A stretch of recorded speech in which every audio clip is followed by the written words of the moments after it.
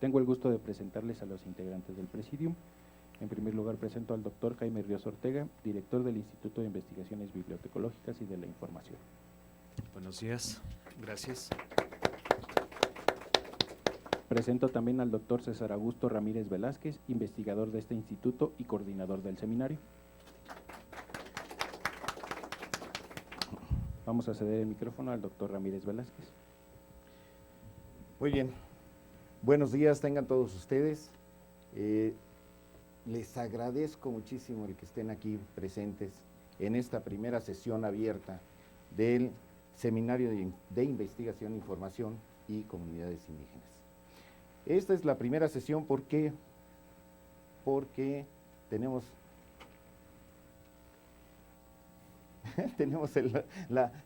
la instrucción, ¿sí?, y la indicación de nuestro señor director, el doctor Jaime Ríos, de que cada uno de nosotros, los que conformamos la planta de investigación de este instituto, coordinemos un seminario con base en la línea de investigación o las líneas de investigación que trabajamos. Bien, me puse de acuerdo con el doctor Ríos para que iniciáramos en estas fechas este seminario y además para que invitáramos a un número de especialistas, en este caso fueron 10 compañeros en diferentes áreas, que también trabajaran dentro de sus líneas de investigación el vínculo, información y comunidades indígenas. Estos 10 especialistas estuvieron conmigo enclaustrados el día de ayer y llegamos a varios convenios, a varios acuerdos que posteriormente les vamos a ir dando a conocer. Entre otros, tuvimos una agenda de investigación, tenemos una serie de temas que vamos a ir abordando durante las sesiones a lo largo del tiempo que dure este seminario, que esperemos que sea bastante porque hay mucho trabajo que hacer. Y le doy las gracias al doctor Ríos por darme esta confianza y además porque me permite, ¿sí?, y me dio la oportunidad de invitarlo a dar la primer conferencia dentro de este programa académico y abierto, ¿sí?, que se denomina el vínculo, información y cultura, implicaciones para la bibliotecología. El doctor Ríos, como ustedes saben, es especialista en el área de educación, en el área de didáctica y bueno, esperemos que su conferencia sea de su agrado, ¿sí?, pero además le quiero pedir al doctor qué opina de lo que ha escuchado relacionado con el proceso que llevamos en este seminario durante estos 2 días, que iniciaron con una conferencia también el miércoles, pues, del doctor César Augusto Castro Aliaga, investigador que viene del país de Perú. Si nos puede decir usted al respecto. Bueno, buenos días a todos. Gracias por acompañarnos.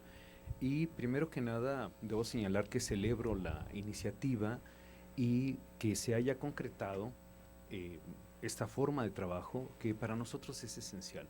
En otros momentos lo hemos comentado, pero yo creo que es fundamental reiterar que así como los científicos de la vida y la materia tienen laboratorios y tienen cosas muy sofisticadas para trabajar cosas muy complejas, los humanistas y los cientistas sociales hemos desarrollado una forma de trabajo académica que no es nueva, en realidad se instaura de modo definitivo en el siglo XIX con la nueva universidad, donde se vincula investigación y docencia, pero que sus raíces, por supuesto, son milenarias y es el diálogo. Los académicos hemos desarrollado formas de trabajo que nos permiten poner a prueba nuestras ideas, que nos permiten contrastarlas, argumentarlas, hacer propuestas nuevas, siempre sobre la base de cánones rigurosos, de interpretaciones que respetan normas de orden epistémico para efecto de crear conocimiento nuevo, conocimiento original. Por esta razón, para nosotros los seminarios de investigación en realidad son espacios de creación, son estos espacios abiertos con las posibilidades múltiples de poner a circular todas aquellas ideas que consideramos relevantes, que vienen a llenar un vacío de orden cognoscitivo o que bien nos permiten hacer reinterpretaciones de cosas o de ideas que ya teníamos por vistas y que dábamos por hechas. Entonces, en realidad los seminarios de investigación siempre serán estos espacios de creación, estos aspectos novedosos. Estaremos tocando, o estarán ustedes tocando, cada uno en su respectivo ámbito, temas clásicos que requieren ser reinterpretados, o bien temas de frontera, sobre los cuales es importante fijar un punto de vista novedoso, siempre con el respaldo que la academia nos proporciona. Y me parece que, como habíamos comentado con nuestros colegas, que por cierto les doy una calurosa bienvenida, ya lo habíamos hecho antes, pero reiterarles a nuestros colegas de Perú y de Costa Rica, por el gusto de tenerlos aquí, más todos los colegas connacionales que nos acompañan, que el tema de comunidades indígenas e información es un tema que merecía desde hace ya muchos años una línea de trabajo institucional bien instituida, bien trabajada y que empezara a generar reflexión teórica y incluso de carácter orientativo en los diversos ámbitos nacional. No solo porque nuestro país tiene una gran comunidad indígena y de lenguas hablantes, sino porque América Latina, en realidad, en muchos sentidos, el componente es esencial. Simplemente no se explicaría gran parte de nuestra identidad nacional y latinoamericana sin estos componentes. Bueno, el propio tema de información perdón, que nos convoca, creo que hace una síntesis importante del trabajo que hemos de desarrollar y que hemos de iniciar. Entonces, pues sean todos ustedes bienvenidos a los que se van a integrar a este seminario, a los que ya forman parte de él, y también espero que a partir de estas reuniones pues tengan nuevos adeptos en esta comunidad de trabajo. Cómo no, gracias, doctor. Bien, no queremos quitar más el tiempo a la exposición que va a tener con nosotros, con la que vamos a iniciar este programa abierto, esta sesión, y queremos darle la bienvenida a la gente que nos está acompañando por internet a través de Livestream y Ustream. Por lo tanto, si tienen también alguna pregunta, alguna observación, alguna duda, algún comentario, por favor, les solicitamos que nos lo hagan llegar. Y bueno, vamos a darle la palabra al doctor y repito nuevamente el trabajo que nos va a presentar. Su conferencia versará sobre el vínculo, información y cultura, implicaciones para la bibliotecología. Adelante, sí, doctor, por favor. Bueno, gracias a mi colega César por tener la audacia de permitirme venir a hablar con ustedes en lo que yo considero que es una perspectiva de trabajo y que me gustaría compartir con ustedes, sobre todo para efecto de poder profundizar en esta forma de análisis que yo considero relevante para el ámbito bibliotecológico. Lo primero que quiero aclarar de esta conferencia es que no la voy a hablar desde una perspectiva antropológica. Yo no soy antropólogo, mi formación tiene que ver en efecto con una primera carrera en el ámbito de la didáctica y posteriormente maestría y doctorado en el ámbito de la bibliotecología.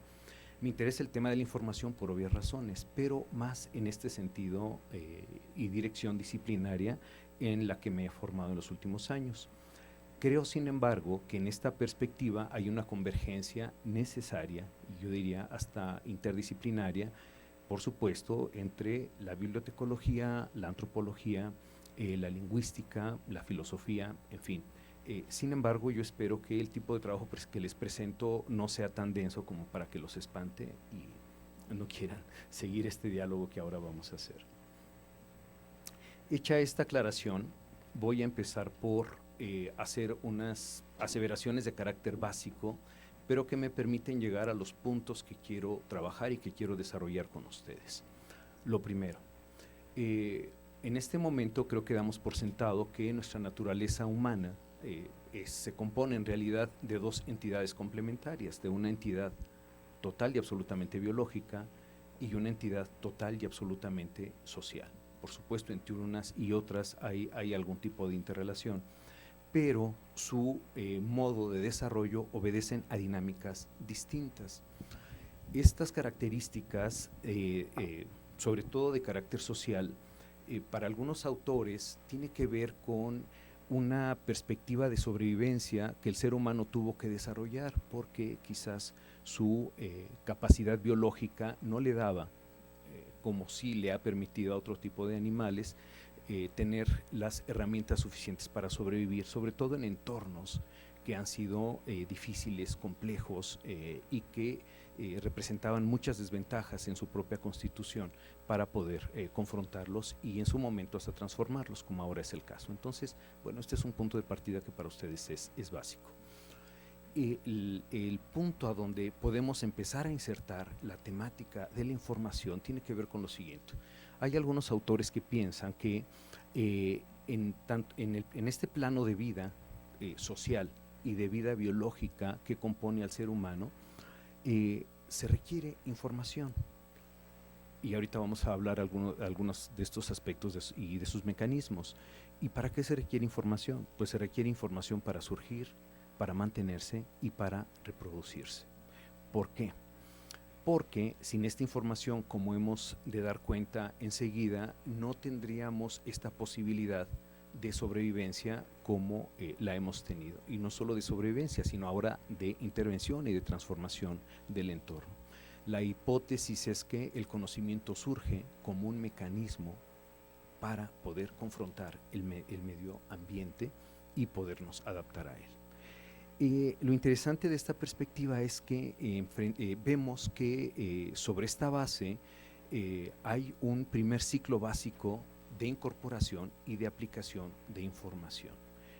Insisto que no se explicaría si no es en función de un medio ambiente que en nuestras primeras etapas como seres superiores por nuestra capacidad de abstracción enfrentan medios adversos. No es que estos medios hayan cambiado, yo creo que en muchos sentidos se han sofisticado, en otros no tantos. ¿Qué implicaría este ciclo básico de información? Insisto, estas son ideas elementales que ustedes conocen, pero que nos van dando una perspectiva creo que un poco rica en el tipo de estudios que nosotros hacemos. Primero, la detección. Seres que tienen capacidad de detectar lo que funciona en el medio ambiente, que lo procesan, que lo almacenan y sobre todo que le dan una aplicación, que le dan un uso. Creo que este esquema es un paradigma, por eso le denomino básico, que permea muchas de nuestras perspectivas sobre el trabajo de la información. El hecho es que el ser humano, a lo largo de su evolución, ha integrado dos sistemas de procesadores de información altamente especializados, que operan en dos dispositivos de carácter biológico, claro, frente al medio ambiente. Y aquí empiezan las diferencias que creo que son esenciales. La primera, el genoma. Tiene una característica que es verdaderamente maravillosa, es lo menos que puedo decir, y que tiene una línea de trabajo que se diferencia del cerebro prácticamente por estas características. El procesamiento de información que hace es de carácter lento, pero que asegura eficacia a largo plazo. Quizás a ustedes les sorprenda saber que nuestro estómago sigue siendo un estómago paleolítico. Nuestra biología de nutrición pues, no ha cambiado mucho desde que éramos seres paleolíticos, o aún más, ¿no? Nuestro cerebro tampoco creo que haya sufrido modificaciones fundamentales de un cerebro desarrollado, como lo tenían seres paleolíticos, etcétera, etcétera. Pero esta información que nos asegura esta permanencia a largo plazo nos viene dado por este genoma. Sin embargo, se desarrolla otro dispositivo biológico que es también igualmente maravilloso, denominado cerebro, que a diferencia del genoma se caracteriza porque el procesamiento de información que hace es absolutamente rápido y a corto plazo. Ahora bien, ambos están especializados en la transferencia de información. Pregunto a ustedes, ¿hasta aquí vamos bien? ¿Estoy siendo claro? Ok. ¿Dónde empiezan a complicarse las cosas? Primero, vamos a observar lo siguiente. El primer tipo de información que nos es dotada por naturaleza se da a través de esta herencia de genes, ¿no? Entonces, bueno, pues hay esta disposición de información genética con la cual nacemos y que se desarrolla independientemente de nuestro aparato cognitivo, de nuestro querer, de nuestra voluntad, etcétera, es total y absolutamente natural. Opera con su propio código de instrucciones. Y tenemos la otra, que es en la que estamos parados, y que tiene que ver con este otro dispositivo que se ha especializado en la evolución, que tiene que ver con la transferencia de información de cerebro a cerebro. En este ámbito, lo que se ha generado es una red de información compartida que podemos denominar como cultura. Entonces, esta es la primera apreciación que hacemos. Estamos entendiendo la cultura como información. Estamos acostumbrados a hablar de la cultura desde otra perspectiva que le vamos a tocar, pero en la línea que a mí me interesa desarrollarla es primero establecer esta idea de la cultura como información. Tiene una característica especial esta transferencia de información de cerebro a cerebro, y es que esta información tiene que ser transferida por aprendizaje social, por aprendizaje social. Sin esta capacidad que tenemos los seres humanos y sin este grado de especialización y cuidado que desarrollamos los seres humanos en aprender esta cultura o esta red de información por aprendizaje social, pues simplemente esta naturaleza social que poseemos, incluso nuestra subjetividad, simplemente no existiría. ¿Y por qué hablo de subjetividad? Porque todos nuestros pensamientos, por muy personales que sean, pues los establecemos a nivel de proposiciones. Cuando decimos, estoy triste, etcétera, etcétera. Estamos hablando de proposiciones, proposiciones que implican lenguaje, proposiciones que implican interpretación, etcétera, etcétera, etcétera. Entonces, el primer elemento que tenemos que destacar frente a lo que es esta herencia genética es esta necesidad de tener que aprender la cultura por medio del aprendizaje social. Y por eso, y eso se explica así, que las sociedades destinen tanto o debieran destinar tanto a cultivar el aprendizaje social en las formas más exquisitas posibles, porque en ello descansa nuestra transformación como seres que dominan y poseen una cultura. Entonces, podemos observar que la cultura se caracteriza entonces como una herencia social que debe aprenderse y enseñarse por una razón muy simple: no estaba en nuestros genes. Todo lo que tenemos que aprender como seres sociales está dado ahí, y esa socialización implica ese aprendizaje y esa enseñanza.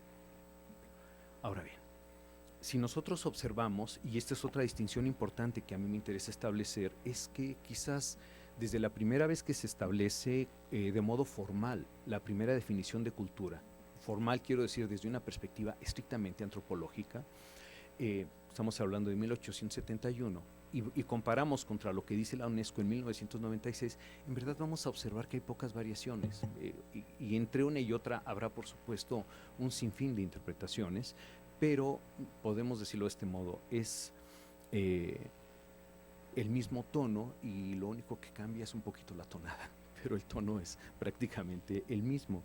¿Y a qué se refiere con cultura? En la primera propuesta conceptual formal que se hace, como todo aquel, es aquel todo complejo que incluye conocimientos, creencias, arte, leyes, moral, costumbres y cualquier otra capacidad y hábitos adquiridos por el hombre en cuanto miembros de la sociedad.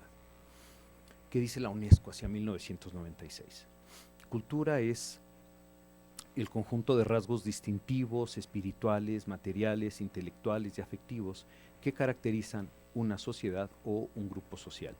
Ella engloba además las artes y las letras, los modos de vida, los derechos fundamentales al ser humano, los sistemas de valores, las tradiciones y las creencias. Entonces, prácticamente, si ustedes se dan cuenta, justo es lo que tenemos que aprender para adquirir nuestro carácter social, nuestro sentido cultural en la vida en que nos desempeñamos. De tal suerte que yo les voy a pedir que se aprendan esta ecuación, que lo vamos a denominar así. Y yo dije, es la ecuación información-cultura. ¿Cuál es esta ecuación? Y es la idea que venimos desarrollando. Es información más un aprendizaje social para que tengamos este resultado de cultura. Me parece que este gráfico puede expresar de modo muy concreto la idea que venimos desarrollando. No está complicada la ecuación, ¿no? Está sencilla. Ok. Ahora bien, si ustedes observan las definiciones anteriores de cultura, la distinción estriba no tanto en los objetos a los que hacemos referencia, objetos culturales o expresiones culturales, sino al modo en que se adquiere, es decir, el aprendizaje social. Entonces, esta es una decisión importante porque nosotros siempre vamos a estar haciendo referencia a esta necesidad de aprendizaje y enseñanza social de aquella información que nos preocupa en términos de cultura. No sé si estoy siendo claro con esta afirmación. Entonces, nuestra distinción tiene que ver no tanto por los objetos que consideramos culturales, sino por el modo en que son adquiridos estos objetos culturales, estos sistemas de apropiación con que los sujetos se van socializando. Entonces, la cultura es la información transferida por aprendizaje social. ¿Qué ha sucedido? Puede parecer pobre esta definición. Sin embargo, yo les pediría que no confundiéramos simpleza con pobreza. A lo mejor es simple, pero sus implicaciones son muy importantes porque si nos damos cuenta, nuestros aprendizajes sociales cada vez están más caracterizados por ser sumamente sofisticados en cuanto a los lenguajes proposicionales. Es decir, en realidad, gran parte del trabajo que hacen las escuelas, que se hace en la educación superior, que se hace con la ciencia, etcétera, etcétera, observamos que con lo que está circulando son lenguajes proposicionales que implican una formación, que implican un entrenamiento altamente sofisticado, hasta llegar a cosas absolutamente esotéricas. Digamos, si pretendemos entender a un físico que nos habla de física cuántica y de nanotecnología y una serie de cosas, son lenguajes proposicionales altísimamente sofisticados que las instituciones procuran. Y bueno, y es en lo que vamos socializando. De hecho, nuestros estudiantes que ingresan a una licenciatura se incorporan a una herencia cognoscitiva. Y lo primero que tienen que conocer y dominar es este lenguaje proposicional que es parte de esa cultura bibliotecológica o que es parte de esa disciplina. Entonces, prácticamente siempre estamos en esta línea de preparación para la decodificación y para la interpretación de estos lenguajes proposicionales súper sofisticados que pueden ser representados por el lenguaje de la ciencia. Y de ahí en elementos retrospectivos, que no es que uno sea mejor o otro sea mayor, las expresiones culturales pues, son múltiples y coexisten. Simplemente señalo que nuestras capacidades intelectuales están orientadas a ese trabajo, cosas altamente sofisticadas y cosas más elementales y más sencillas. Ahorita haremos haremos referencia a eso. De tal suerte que vamos a observar que nuestro trabajo como bibliotecólogos, como gente preocupada por esta transferencia de información, que finalmente es a donde está ubicado parte de nuestra razón de ser en el mundo social, tiene que ver con la necesidad de establecer circuitos básicos de transferencia de información, que van desde los más informales hasta los más formales. ¿Cuáles serían los más informales en términos de circuitos de información? Pues pensemos en la educación que se imparte en casa a los hijos, ¿no? Que empiezan por ser sistemas un poco informales, pero que empiezan con esta apropiación de normas de esto sí se hace, esto no se hace, etcétera, etcétera. Si haces esto significa que está mal. En fin, vamos desde estos procesos de circuito de información que pueden ser analizados como tal, que van, insisto, desde lo más informal hasta cosas mucho más formales. Entremos en materia. Respecto a las implicaciones, que es el punto que tenemos que ver acá. No sé si se alcance a ver el gráfico.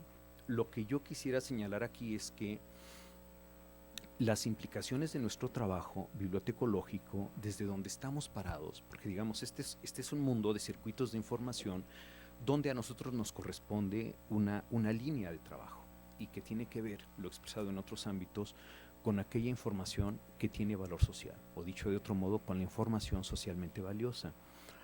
Actualmente hay una gran preocupación en el mundo y esto nos lleva al tema en el cual está inserto este seminario, sobre las diferentes expresiones culturales que en el mundo se pierden, que en el mundo simplemente desaparecen. Pensemos en lenguas indígenas, pensemos en expresiones artísticas, en modos de hablar, en una serie de manifestaciones humanas, culturales, quiero decir, que simplemente se pierden.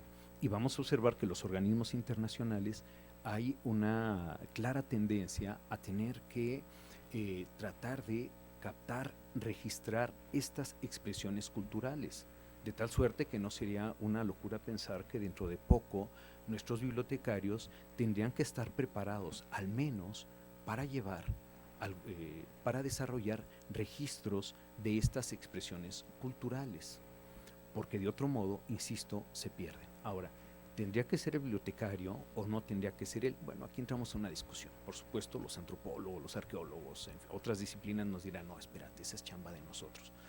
Pues sí, pero en algún punto el asunto es que se tiene que registrar o simplemente se pierde, independientemente de que alguien tenga que llegar a hacerlo. Si nos ponemos a pensar la cantidad de gente altamente profesional que sea capaz de hacerlo y que la sociedad cubre esta demanda, pues simplemente aquello se pierde y se va. Entonces, a lo que voy es que sí existe una necesidad de tener que hacer este registro de expresiones culturales. Y ya hablo del registro porque esta es una actividad fundamental de los bibliotecólogos. Ahora bien, supongamos que nuestro primer trabajo, si es que se da la necesidad, podemos, insisto, hacer de ello una controversia o no, el siguiente paso es la identificación de estas expresiones culturales como algo que se denomina entidad de información. Y aquí sí estamos ya completamente metidos en el trabajo de los bibliotecólogos. Los bibliotecólogos trabajamos con entidades de información, que siempre esperamos que tengan un alto valor social o que sean socialmente valiosas. Y para efectos prácticos vamos a denominar entidades de información aquellas que se componen de datos, más significados y en un tipo de soporte, en una distinción elemental y sencilla. Después de que el bibliotecario ha logrado conformar estas entidades de información o de identificarlas, el siguiente nivel de trabajo intelectual es la transformación de estas entidades de información en recursos de información. Quiero ser muy claro en esto, porque no es que la información esté pululando por ahí, simplemente es como llegar al árbol de los mangos Manila, que por cierto son muy ricos, ¿no? Y esta es época en que hay que comer mangos Manila. No se trata simplemente de que está ahí la fruta, se toma, se pela y vámonos, ¿no? No la comemos. No. Lo que tenemos que entender es que no existe la información en sí, no existen los datos en sí, no existen estas entidades en sí como elementos autónomos, independientes. O sea, no es como el oxígeno que no requiere de nuestro procesamiento intelectual para poder ser utilizado por nuestro organismo biológico. No, el mundo de la cultura requiere la construcción. El mundo de la cultura requiere del diseño de humanos hechos y consumidos para humanos. Ese es un punto esencial. De tal suerte que tenemos que romper esa idea naif, esa idea natural, pues de que la información simplemente se toma, se integra y vámonos. No, tenemos que hacer este paso y estos pasos son esenciales. Estas manifestaciones que están dadas en el mundo social tienen que diseñarse como entidades de información. Y cuando digo como entidades de información y cuando digo que no existen como entidades en sí, me refiero a que están diseñadas y pensadas para seres humanos que las van a interpretar, Entonces, no todo lo que existe es sujeto de nuestra interpretación. Nos interesa interpretar y trabajar con esas entidades de información que le estamos dando ese carácter. Y una vez que hemos establecido que son entidades de información, damos otro paso intelectual que es propio de nuestra disciplina y es conformarlas como recursos de información. ¿Cuál sería la característica distintiva de un recurso de información?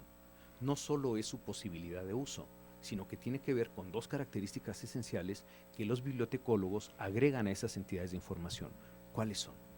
Su posibilidad de registro y su posibilidad de recuperación. Por eso ustedes van a ver que siempre los bibliotecarios están preocupados por hacer descripciones, catalogaciones, clasificaciones correctas de sus entidades de información, porque sin ese trabajo previo de catalogación y clasificación, pues simplemente no existiría su posibilidad de recuperación. Entonces, bueno, espero que vayan quedando claros los diferentes niveles de trabajo con los que vamos desarrollando.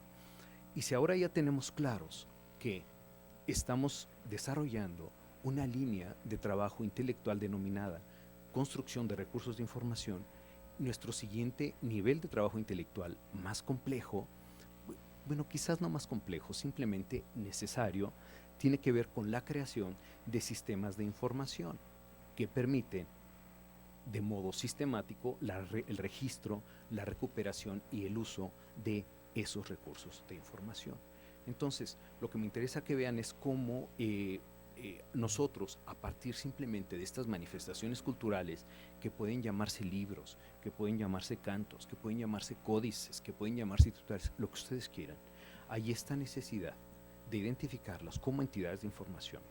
Luego, hacer el trabajo sobre ellas, para lo cual estamos capacitados, que son los recursos de información, y finalmente estos recursos de información, integrarlos en sistemas de información que no pierden esta línea de ser circuitos de transferencia de información social, solo que altamente especializados y dedicados esencialmente a la información socialmente valiosa. No sé si estoy hablando muy rápido, ¿hasta aquí vamos bien? Ok, bueno, tranquilos, que ya casi nos acercamos al final. Ahora bien, sí, ¿verdad? ¿Ya era o no? Pensé que le ibas a decir a Carlos que no se durmiera y que estuviera atento, Carlos. Gracias, Carlos, ya rompimos récords, 15 minutos sin dormirte ya es ganancia. Entonces, acabamos de hacer referencia a esta línea de trabajo intelectual estrictamente disciplinaria en el interior de lo que construimos como práctica social.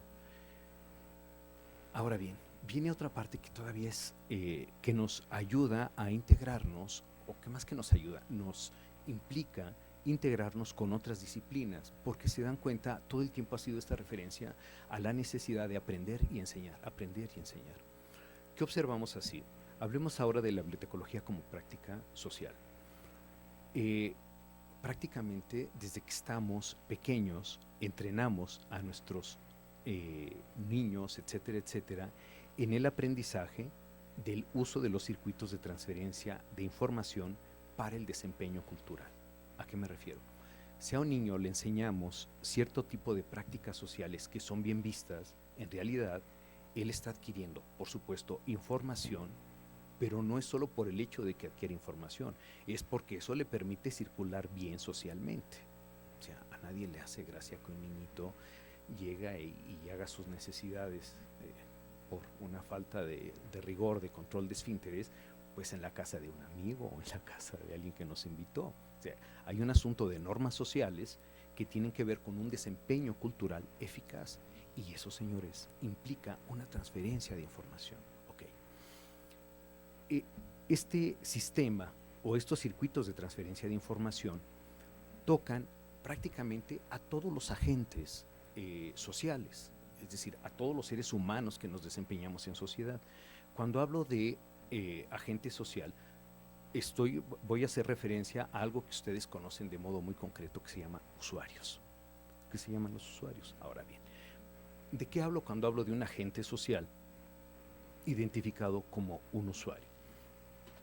Hablo, por supuesto, de una entidad biológica dotado de un sistema cognitivo que posee intencionalidad y que posee raciocinio.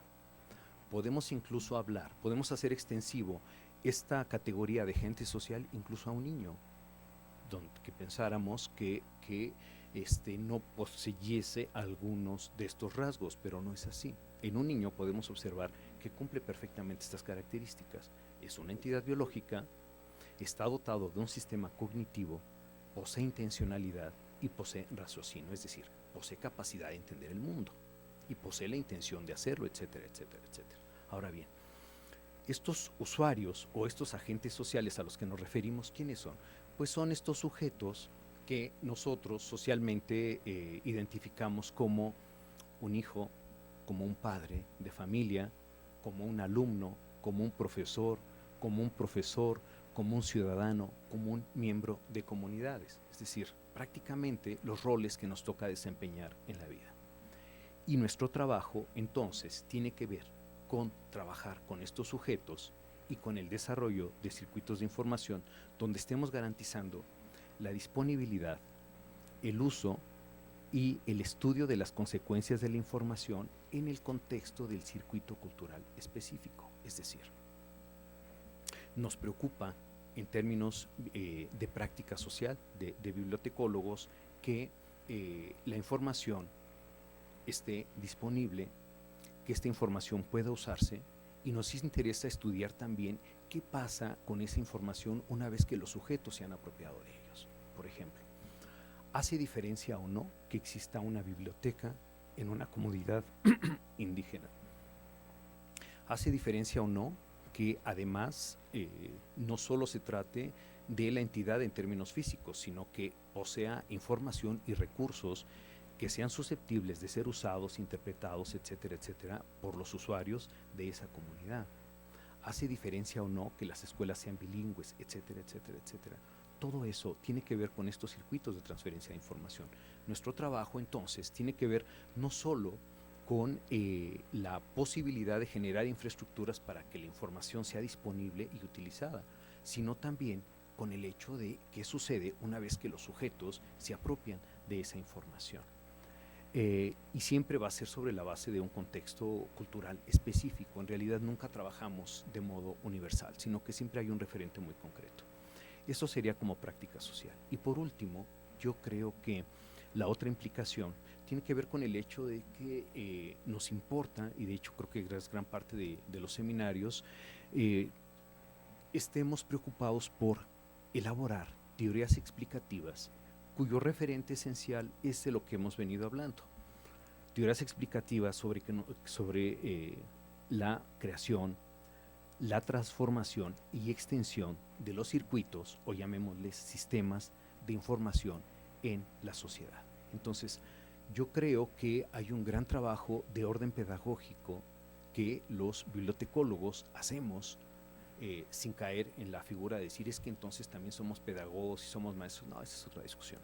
Simplemente me refiero a que tenemos necesidad de estudiar cómo se lleva a cabo este aprendizaje y esta enseñanza de estos circuitos de información que nos permiten a los seres humanos ser más humanos. En este sentido, los bibliotecólogos, creo yo, son seres que coadyuvan a la construcción de cultura y a la construcción de humanidad. Bueno, lo que quería comunicar con ustedes. Muchas gracias.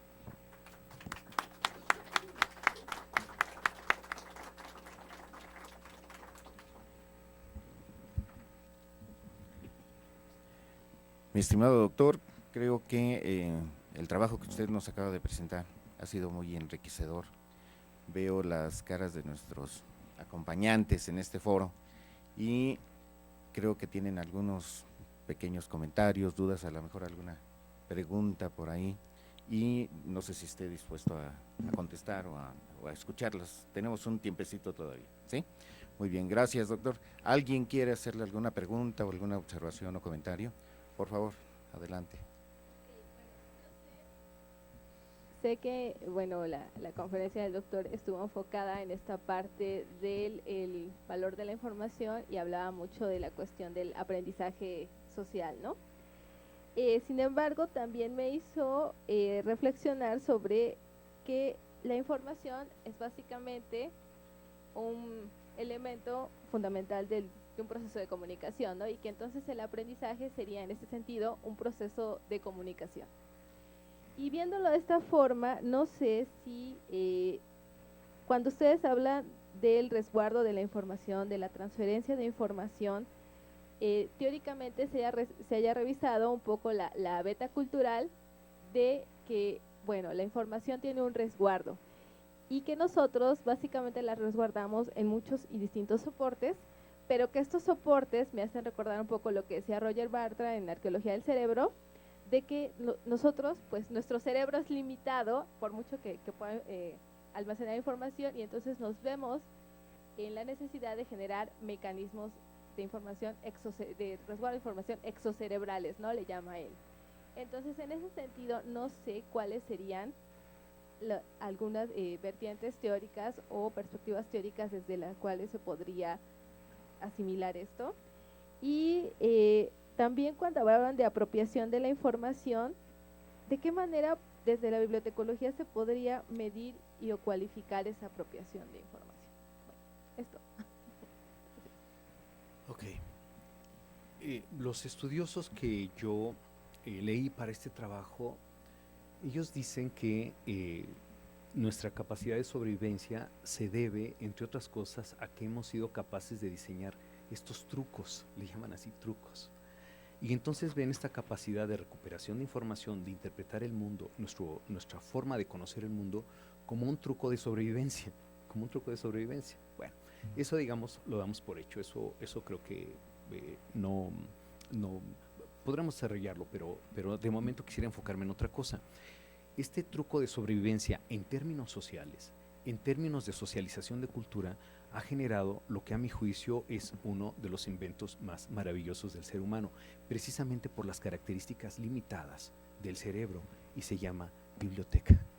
Precisamente, la biblioteca es una institución. Cuando hablo de institución, hablo de una entidad física que opera con normas sociales perfectamente claras, que sabemos dónde empiezan, dónde terminan, y cuyo trabajo tiene que ver precisamente con esta característica. Entonces, la metáfora o la proyección que yo le invitaría a hacer es de pensar en términos de mente, de sistema cognitivo, y de ahí proyectarlo a esta entidad que se llama biblioteca, porque precisamente el trabajo que hace tiene que ver con ese esquema básico del que hablábamos al principio. Déjeme regresar a él. Que tiene que ver con decir, esta es información socialmente valiosa que vamos a procesar, que vamos a almacenar y que vamos a poner a disposición de los demás. Ahora, ¿cómo? Con eso quisiera yo responder la primera parte de la pregunta, y si no, podemos continuar, pero entonces tendríamos que ver a la biblioteca como una institución de carácter social que precisamente es una extensión de nuestro cerebro, no porque nuestro cerebro no observe la necesidad de almacenar y trabajar con la información, por el contrario, lo que pasa es que precisamente debido a esas limitaciones tiene que dar origen a estas instituciones de carácter social. Recuerde que a diferencia de los genes, el cerebro es limitado en muchas cosas y hay necesidad de siempre estar guardando cierto orden y ciertas instrucciones, que en el caso de los genomas no, porque esa es su función, se dan y vámonos, no hay vuelta de hoja, está hecho y diseñado para eso. Este punto es así. Entonces, pensemos en esta institución que es la biblioteca como el gran invento social para suplir y paliar este problema de la fragilidad de la información en nuestro cerebro en términos de soporte y de procesamiento. El segundo punto, que tiene que ver en cómo vamos a medir el uso de la información. ¿Era así su pregunta o cómo era? ¿Cómo vamos a medir la apropiación de la información? Cuando hablo de la apropiación de la información, me refiero al trabajo intelectual que tiene que hacer el sujeto a partir de su sistema cognitivo con estos elementos culturales, que para efectos prácticos y pedagógicos llamaríamos aprendizaje.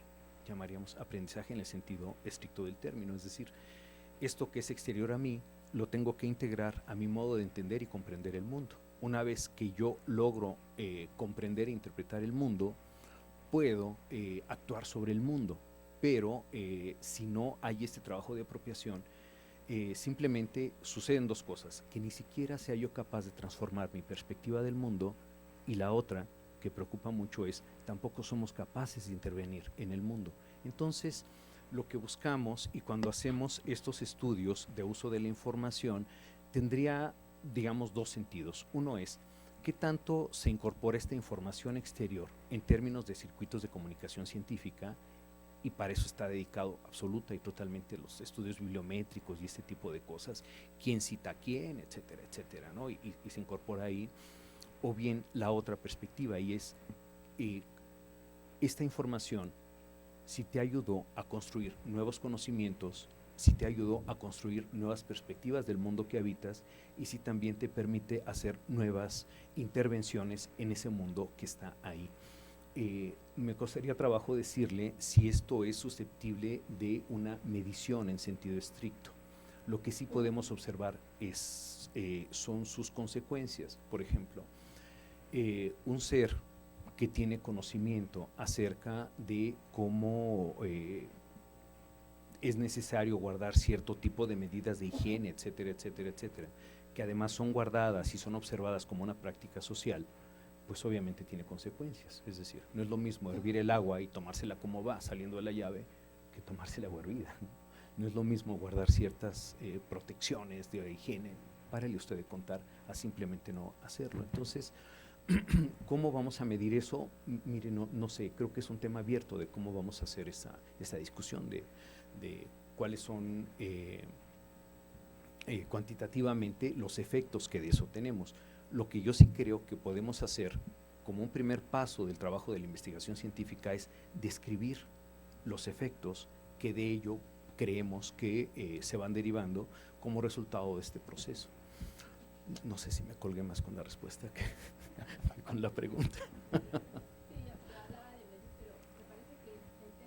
A ver, sí. Sí. ¿Alguien más? Vamos a darle oportunidad a una persona más para que nos, primero Julio, después el doctor Juan José. Sí, adelante Julio, por favor. Hablando de realidades humanas y de la crudeza de las realidades humanas, primero, considera que la información se puede dividir en la organización de la información y el uso de la información, que en momentos de la historia del ser humano se han utilizado tanto para cuestiones positivas como para cuestiones negativas. Es decir, la democratización de la información ha tenido avances en el sentido de recordarme incluso la obra de Ray Bradbury de Fahrenheit 451, en donde la información y el dueño de la información es aquel que genera el poder y el control de la sociedad. Si usted piensa que se han desarrollado sistemas de democratización de la información para los diferentes sectores sociales en el mundo, porque finalmente sabemos que los poseedores de la información no solamente la organizan, sino la manipulan y la usan para intereses particulares dentro de la historia del ser humano. ¿Usted considera que sí hay una apertura más amplia sobre el uso de la información y la democratización de la misma? Sí. ¿Contesto a eso? Adelante. Adelante. Mire, yo creo que precisamente los tiempos que nos tocan vivir en este momento, en este país y a nivel mundial, tiene que ver con una necesidad de posibilitar el acceso a la información por dos razones, y aquí hay colegas que podrían mejor hablar que yo del tema. Primero, creo que sí existe un riesgo real de la democracia en términos de que la democracia está en crisis. Podemos pensar que quizás no sea el mejor sistema de vida, pero lo que hemos descubierto a lo largo de los siglos es que es el menos peor. Y deshacerse de un sistema de vida que nos garantiza libertad, que nos garantiza justicia, etcétera, por lo menos en términos de modelo de convivencia, creo que es fundamental su defensa. Y precisamente en lo que estamos los bibliotecólogos vinculados con otras profesiones y con otras discusiones a nivel mundial, es con el hecho de comprender que poseer información valiosa cambia la perspectiva de los sujetos en el mundo. Y sobre esa base es importante que exista esta información. ¿Por qué? Porque si nosotros analizamos lo que es el desarrollo de la biblioteca pública, por ejemplo, en Estados Unidos, desde el siglo XIX y quizás antes, tiene que ver con el hecho de pensar que para participar en sociedad necesitamos estar informados. Es decir, tener una valoración sobre aquello que son un conjunto de acciones que van a orientar nuestras decisiones o no. Entonces, por supuesto que es fundamental que este acceso esté posibilitado. Y la otra, que esté disponible, pero también que enseñemos a los seres humanos, a los ciudadanos, a todos estos sujetos de los que hemos venido hablando, a hacer uso de esa información, porque siempre estamos hablando de códigos, entonces son sistemas hechos, pero que requieren ser aprendidos. Yo al principio hablaba acerca de cómo gran parte de nuestra preocupación es que nuestros niños, nuestros alumnos, etcétera, aprenden estos códigos de información para desempeñarse bien socialmente. Entonces, quizás ahora de los retos más importantes que tenemos es que la necesidad de transparencia de los gobiernos nos obliga a tener sistemas de información en los cuales los sujetos puedan comprender, puedan interpretar y lleguen hasta este punto de tomar decisiones basados en esa información que tiene que estar ahí. Entonces, yo creo que es esencial. Yo creo que en este punto no solo es una necesidad, es una exigencia por necesidad de fortalecer la democracia y por esta necesidad que tienen los gobiernos actuales de transparentar y de hacer públicas la rendición de cuentas como un garante del uso social de los recursos públicos en los que se van nuestros impuestos. Entonces, creo que hay esa necesidad y creo que es una necesidad sentida, porque además tiene implicaciones en términos de justicia social, que bueno, es un tema que también me encanta, pero creo que me rebasaría un poco poder meterme en él ahora, pero en principio creo que es eso. Muy bien. Doctor Juan José Calma. Bueno, doctor Jaime Ríos, me pareció muy excelente toda la argumentación. Gracias. Nos presentó al respecto de esta conferencia. Pues sí, efectivamente, el desarrollo del ser humano a través de todos estos siglos, pues lo ha llevado a estos trucos, efectivamente, de tener información fuera del cerebro. Y lo lleva a tener esos soportes de información. Y lo que me parece muy interesante, que yo creo que es cuestión de seguirlo investigando, es la propuesta que hace usted de esta ecuación, que me parece muy interesante, esta relación información, aprendizaje social, igual cultura, donde juega un papel muy importante el que exista esta institución creada por una necesidad que tuvo el ser humano de tener información y conocimiento fuera del cuerpo. Y también otra cosa que me pareció importante, sobre la que podemos ahondar más en la investigación, es esta entidad de información, los datos más significado y el soporte, que lo convierte en un recurso. Y sobre todo esto, que la entidad de información no existe en sí, sino que le da a uno como ser social un valor y un uso. Y aquí voy yo un poco a la reflexión y a la mejor a una pregunta. Cuando estamos hablando de estos recursos de información, estas entidades de información, datos más significado con el soporte, estaríamos hablando que cuando el usuario, muy bien expuesto aquí con las características, estaría cubriendo una necesidad de información. Y esa necesidad de información me llevaría a algo que mencionó usted, el uso. Entonces creo que van de la mano, la satisfacción de una necesidad de información y el uso. Me gustaría saber, aunque aquí no, brevemente, ¿cómo podríamos abordar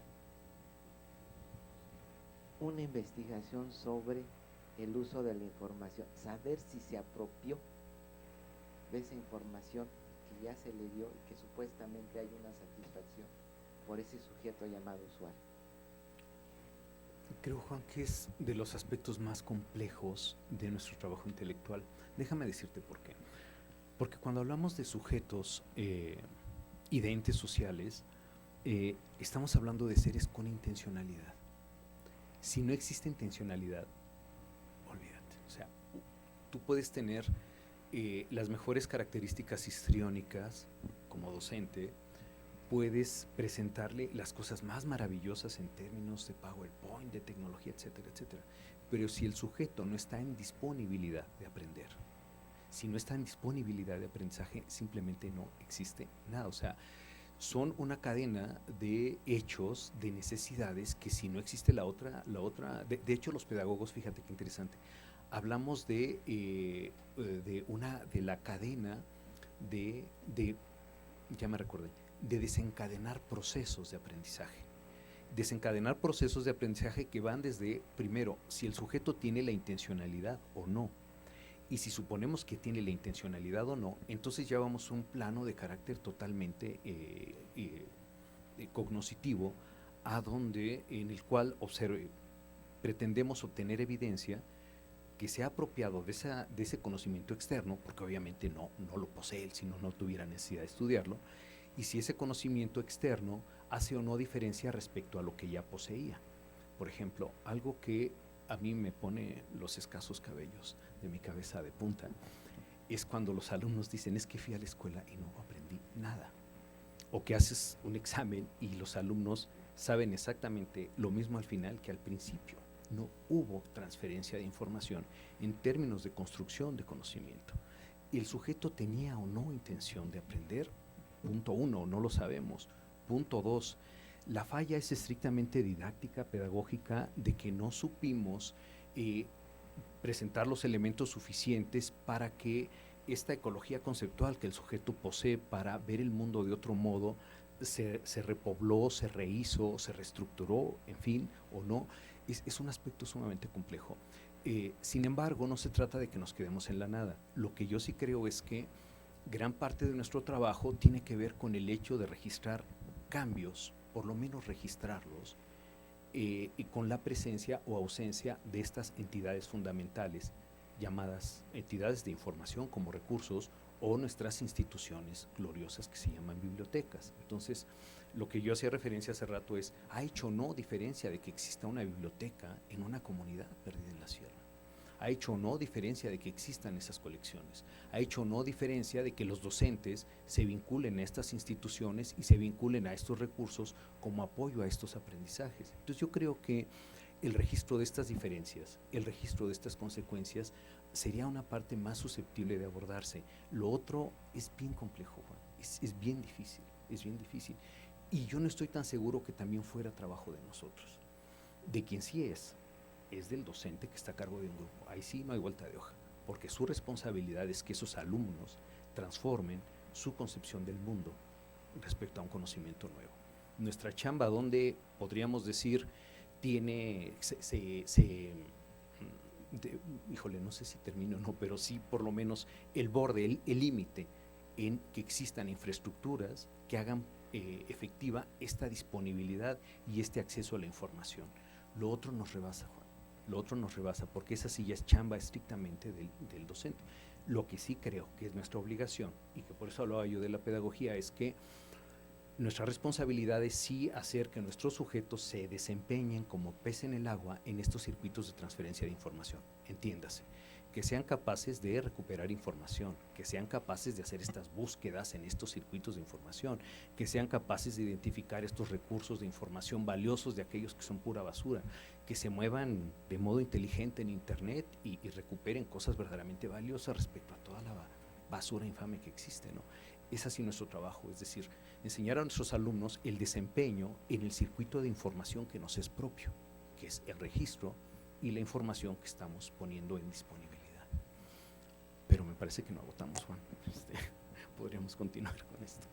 Digo, si gustan, los dejamos solos, ¿no? No es cierto. No, si gustan, los dejamos sin café y nos seguimos, cosa que no creo que me perdone. No. Yo le agradezco muchísimo, y creo que ustedes también, la plática que nos acaba de dar el doctor Jaime Ríos, y quisiera entregarle a nombre del propio seminario, ¿sí?, su constancia de participación, doctor. ¿Sí? Le agradecemos mucho, ojalá pueda continuar, ¿no?, trabajando con nosotros en este seminario también. Lo invitamos para que sea un invitado especial dentro de este seminario.